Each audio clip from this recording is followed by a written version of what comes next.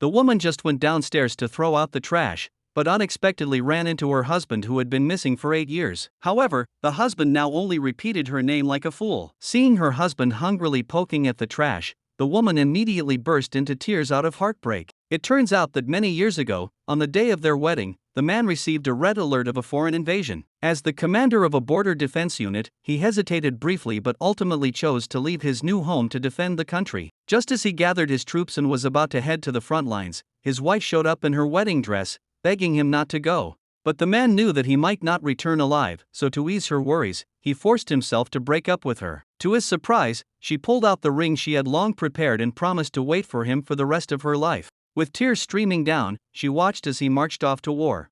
Victory seemed in sight, but near the end of the war, the man was ambushed and fell off a cliff. Fortunately, he survived, but he lost his memory and became mentally impaired. 3 years passed in the blink of an eye. The woman waited thousands of days and nights for her husband. In order to keep her promise, she defied her parents' insistence on breaking the engagement, left home, and lived independently.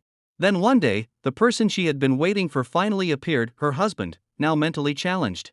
She took him to the hospital, but the doctor said the head trauma would be very difficult to treat and the surgery would be extremely expensive. Still, the woman didn't give up. Another 3 years passed. To save enough for the surgery, the frail woman carried 80 kilograms of water under the scorching 38 degrees Celsius sun at the construction site. Fortunately, the workers and the foreman were all kind-hearted. After learning she was working to pay for her husband's treatment, they not only took good care of her, but sometimes the foreman and workers would donate money to help her out.